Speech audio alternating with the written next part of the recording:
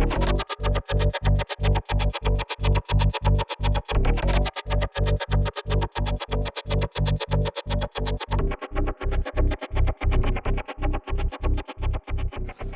and welcome to Pushing Cardboard. Today we're doing another unboxing of a game that's just new to me. This is a copy. A fellow I know was selling off a big chunk of his collection, so I bought a few games from him, and some of them were still in shrink, and then others he had played. But this is Clash of Giants from Ted Raicer, and I'd played the Clash of Giants American Civil War game, one of the scenarios, and really enjoyed it. So I was interested to get his World War I games on the same system, because this is where I think these games actually came before the American Civil War one. So when this acquaintance was selling off a couple of these with his collection, I decided to give it a go. So this is the first one. It's just got some. It's just been wrapped up in some cellophane here to protect it in transit, but it's definitely been played before. This originally, of course, published by GMT. It's been, I think it's long out of print. I don't think you can get these new anymore.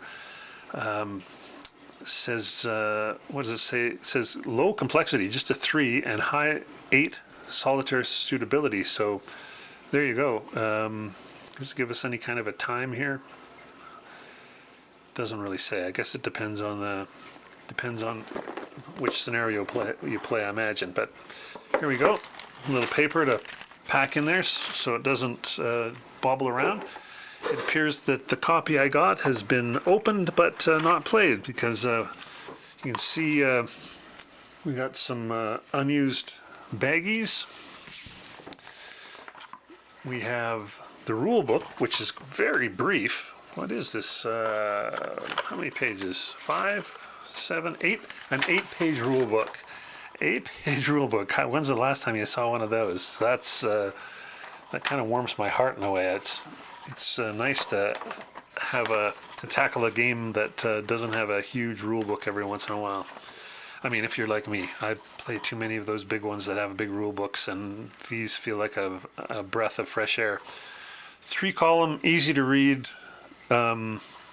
It's funny. It's much. You can tell this is an early GMT rulebook. The way they're printing their rulebooks today, even the ones that are on matte paper, it's a much thicker paper. This is a very thin paper. It's not flimsy or anything. It's just not as thick as their modern rule books are. That's for sure. Little packing list, as often comes, and then here we have what they're calling the battle book, which is going to probably be our scenarios, I would think, maybe. A scenario for Tannenberg.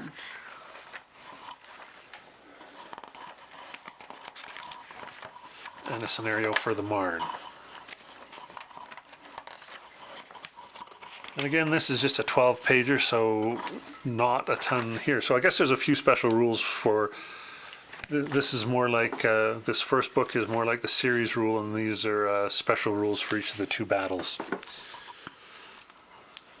Big GMT style dice.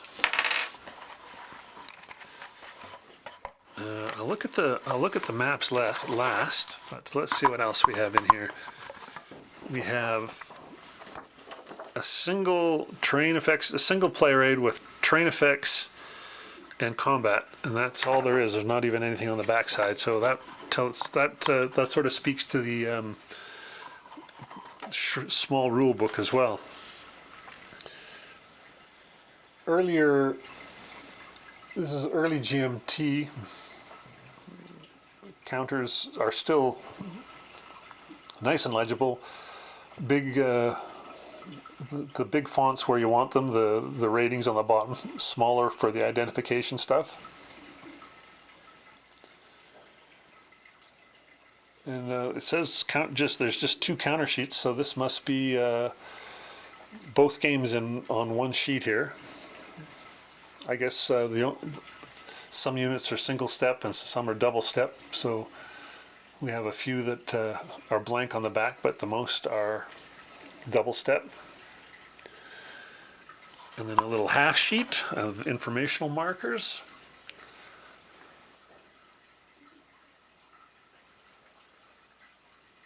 And that's that. And then I guess this is, I guess they used to do just like SPI and Avalon Hill back in the day. They used to do feedback cards.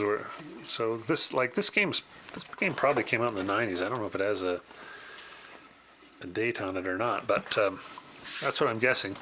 Anyway, let's have a look at the maps. We'll have two maps here, one for the Marne and one for Tannenberg. It's two separate maps, whereas I suppose they could have gone double-sided, but they're two single-sided paper maps. We'll zoom in. You can see the detail of, there's Paris with its fortresses around it.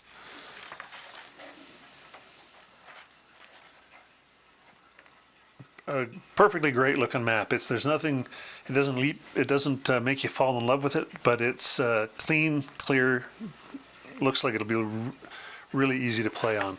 And then at the one end we have a turn record track and the CRT, as simple as it is here as well. So that's the Marne map. That's pretty straightforward. And here's the Tannenberg map. Maybe the reason they're the same size. I was thinking maybe the reason they didn't double side it was because they were different sizes, but no, they're the same size. So yeah, I can't get the whole thing in here, but you can see we have a few fortresses down across the bottom here. And again, same style, very, very clear to see what's going on with this map. It's just rail lines, not roads, just rail lines marked. And woods, and it's like maybe a broken terrain or something here is what this other color is, maybe. I'm not sure. Anyway, the map looks good. It was by Mark Simonich, so no surprise there. He makes great maps. Yeah, that's it. That's what Clash of Giants, Campaigns of Tannenberg and the Marne, 1914, looks like once you dive into the box. It looks like it's going to be a really straightforward game to get going and get on the table. Oh, I guess I better. Well, you get a close-up of the box art, which looks pretty clearly like the box art was done by Roger McGowan. I don't have to look it up. I can just, if you know Roger's work, you recognize that that's his style for sure. Anyway, thanks again for watching, and we'll catch you next time on Pushing Cardboard.